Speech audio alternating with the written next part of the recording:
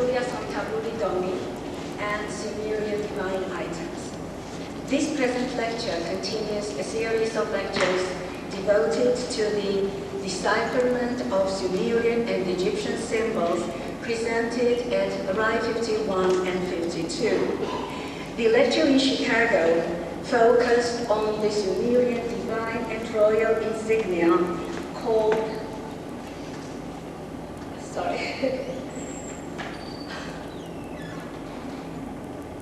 the rod and ring, and the Kartuli, Asomtavruli, letter Doni.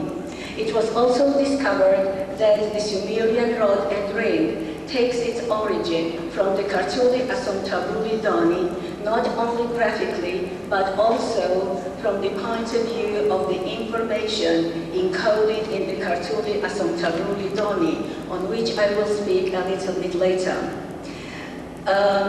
The paper in Munster, RAI-52, focused on the same Kartvelian origin of the Egyptian symbol called Khetm-Šnw, also called the round cartouche. And you see that they are also similar, not only graphically, but also the Egyptian symbol shares the esoteric information which is encoded in Doni. This lecture today will focus on some Sumerian divine items which also go to the Kartvelian letter.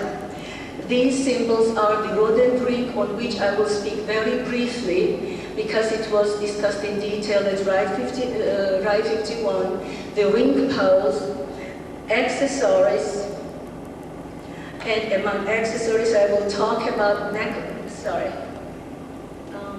accessories, necklaces and chaplets. I will also speak about the wheel found in Sumerian cards and also the flowing vase. All the items under discussion, as I have already mentioned, basically take their origin from two different aspects of the Kartuli, Asomtavruli, Doni. On the one hand, it is the alphabetic symbol in my alphabet, and the symbols, as you see, correspond graphically very well. They are just identical. And on the other hand, they share the information, the encoded hidden information in the Kartuli, Asomtavruli, Doni. Therefore, the most relevant items for today's discussion are how is Doni represented in the Kartvelian alphabet, and I will speak, of course, only briefly, and what is the esoteric information encoded in Doni and shared by other symbols. First, the paleographic aspect of Doni. The Kartuli, Asomtavruli, Doni is letter number 4 in the first Kartuli, Asomtavruli alphabet. Its phonetic value is D. And among the 7 deity letters of the alphabet discovered by Professor Mesopotamian, Doni is the sun god. Doni graphically has got 2 major forms, as you can see. One is the round Doni and the other one is the angular Doni. Now both of them have their versions, their variants. Round Doni is represented as Doni without the neck, the first one, and Doni with the neck. Doni without the neck, Doni with neck. Angular Doni is represented by square Doni and by rhomboid Doni. Now, the reasons standing behind this multiplicity of the graphic versions of one and the same letter are not clear. They become even more obscure when we consider the consensus of all Georgian paleographers that the Kartuli, Asomtavruli alphabet was created at one time and in a single act. Differently put, the Kartuli, Asomtavruli, Doni, the Doni's all 4 versions were created at one time and in a single act. Understandably, the creators of the alphabet had good reasons to create 4 different graphic designs for one and the same letter, for one and the same sound. However, as I have already said, we don't know what the reasons could have been.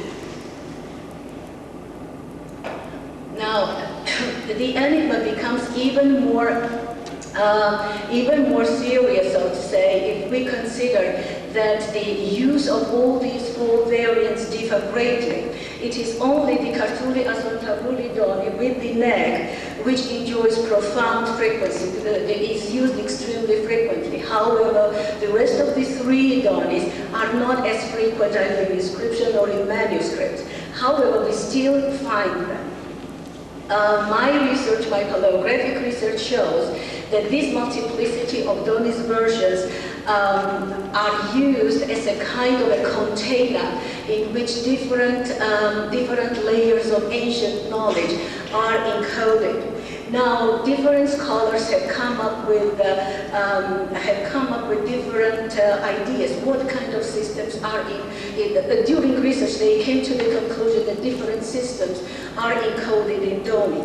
These systems are mathematics, geometry, principles of construction and architecture, religion, calendar calculations, and astronomy. These informational layers, of course, are not obvious. They are hidden.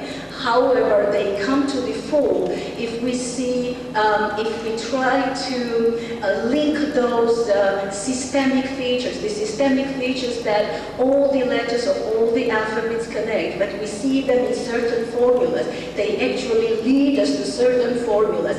And these systemic characteristics, which on the one hand are visible characteristics of any alphabet, and on the other hand they serve as formulas of encoding some scientific information, if you will.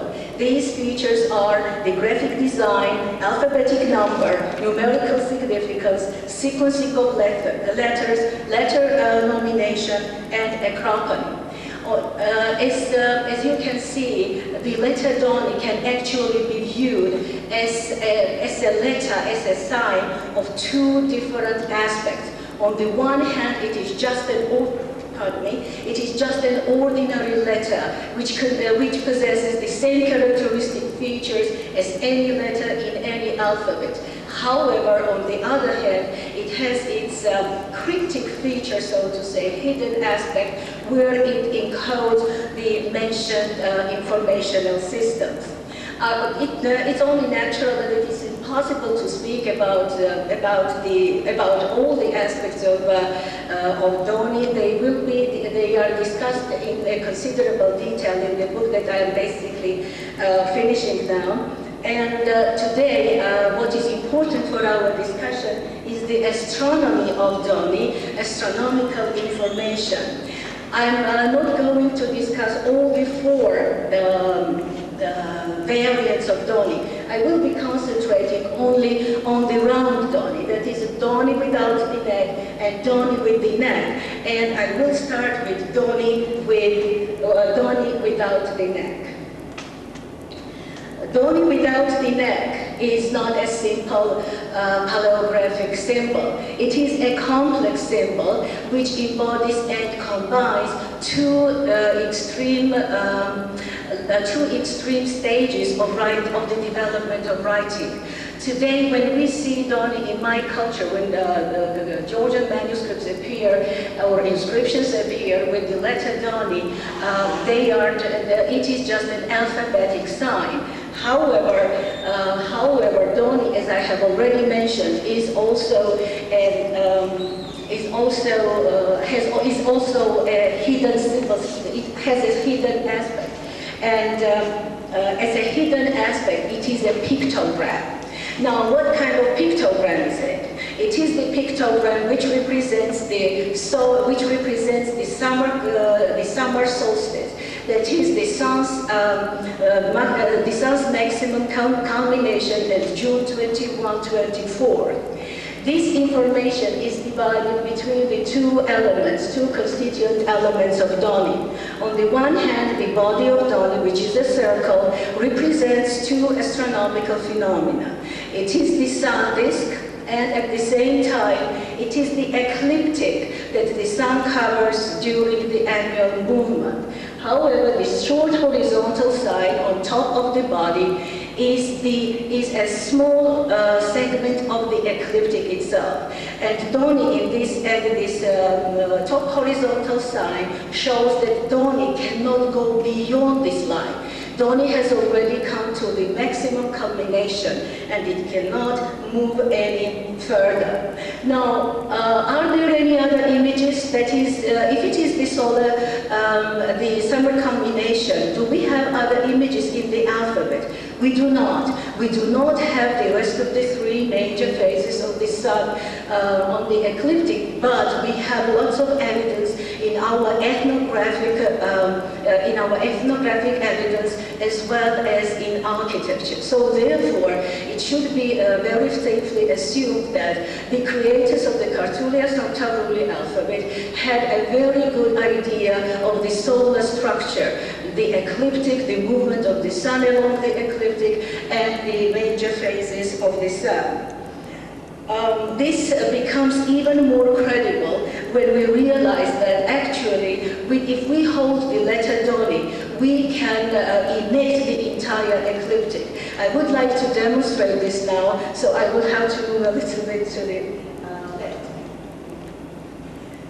This is the letter Doni without the neck.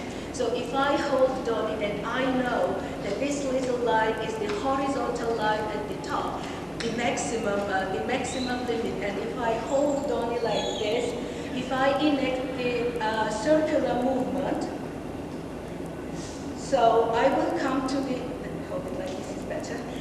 When I cover 1/4 of the circle, I will come to the spring equinox or the vernal equinox. If I move my hand further, and I will come to the maximum that my hand can reach actually. In this case, the sun Doni comes to its summer solstice, and it is exactly the shape and exactly the image that we have in the alphabet. After that, sun starts its downward movement, and after the 3/4 of the ecliptic, it comes to the autumnal equinox. And further down, it comes to the winter solstice, or the lower culmination of the sun. Now, do we have any evidence, do we have anything in Sumerian or Mesopotamian culture? Yes, we do.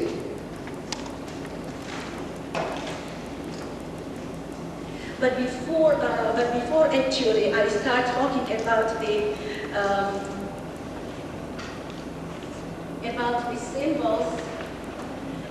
symbols of Mesopotamian culture, I would like to present the graphic representation what I have just shown with the help of the letter Doni.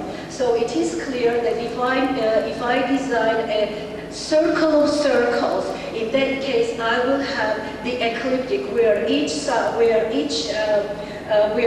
circle will naturally correspond to each rotation of the sun.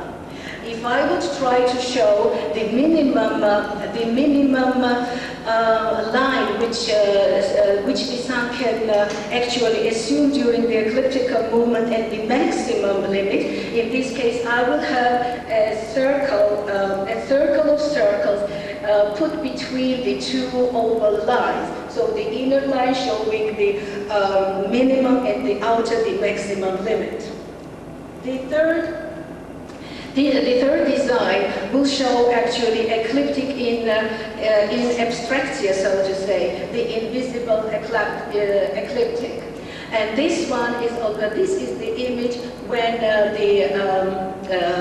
the ecliptic shows the two equinoctial phases, vernal and autumnal equinox.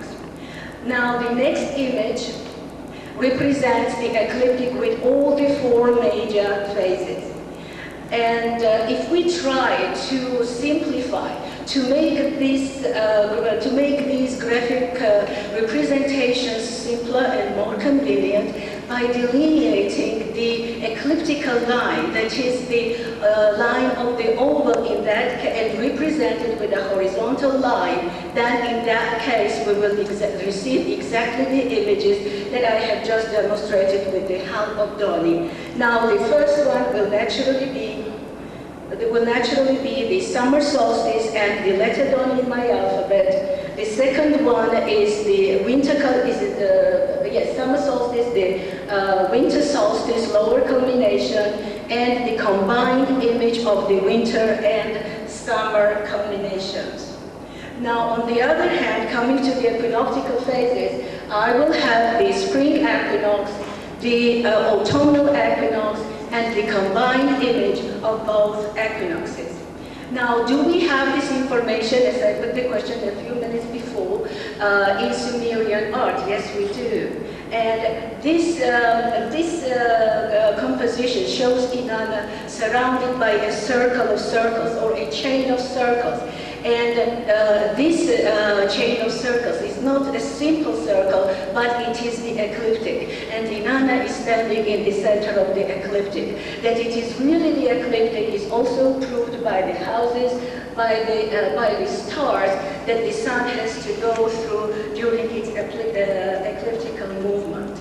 Now, the same information is encoded in various items.